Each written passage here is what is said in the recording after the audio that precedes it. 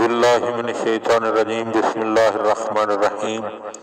مولا کائنات حضرت امیر المومنین علی ابن ابی طالب علیہ السلام کے مجموعہ کلام نہج البلاغہ کے تیسرے باب کا 374 نمبر فرمان۔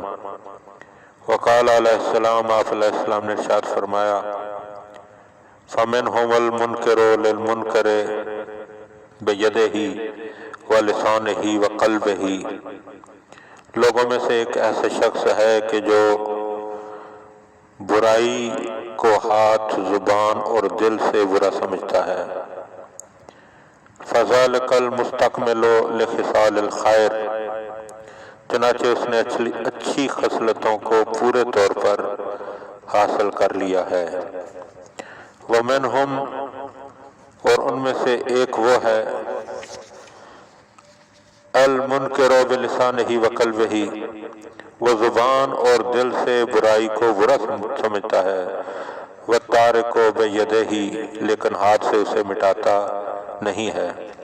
فذالک متمسک بخصلتین من خصال الخیر، یہ وہ شخص ہے کہ جس نے اچھی خصلتوں میں سے دو خصلتوں سے ربط رکھا۔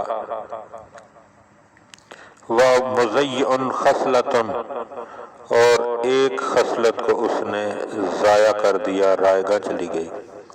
وَمِنْهُمُ الْمُنْكِرُ بِقَلْبِهِ وَالتَّارِكُ بِيَدِهِ، اور ان میں سے ایک وہ ہے جو دل سے برا سمجھتا ہے لیکن اسے مٹانے کے لیے ہاتھ کو استعمال نہیں کرتا، وَلِسَانِهِ، اور زبان سے بھی مٹانے کی کوشش نہیں کرتا۔ فَذَلِكَ الَّذِي ضَيَّعَ أَشْرَفَ الْخَصْلَتَيْنِ، یہ وہ شخص ہے جس نے عمدہ خصلتوں کو ضائع کر دیا، من الثلاث، تین خصلتوں میں سے۔ وَتَمَسَّكَ بِوَاحِدَةٍ، اور اس نے وہ صرف ایک خصلت کے ساتھ وابستہ رہا۔ وَمِنْهُمْ، اور لوگوں میں سے ایک وہ ہے، تارک لِإِنْكَارِ الْمُنْكَرِ بِلِسَانِهِ وَقَلْبِهِ وَيَدِهِ، ایک وہ ہے کہ جو نہ زبان سے، نہ ہاتھ سے اور نہ دل سے برائی کی روک تھام کرتا ہے۔ فَذَلِكَ مَيِّتُ الْأَحْيَاءِ، یہ زندوں میں چلتی پھرتی لاش ہے۔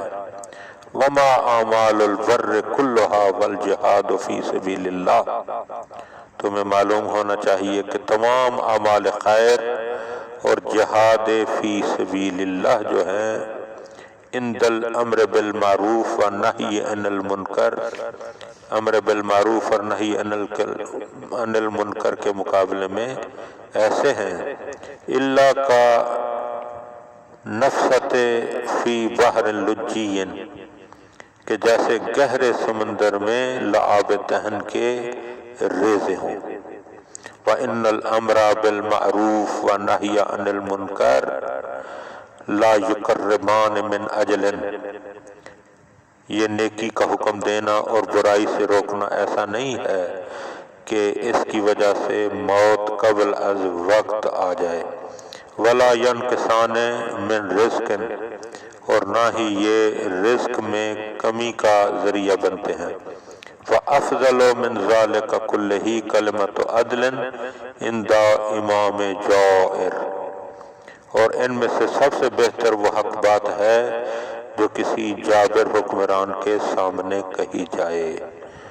دعا ہے کہ خداوند عالم ہمیں ان باتوں کو سمجھنے اور ان پر عمل کرنے کی توفیق عطا فرمائے۔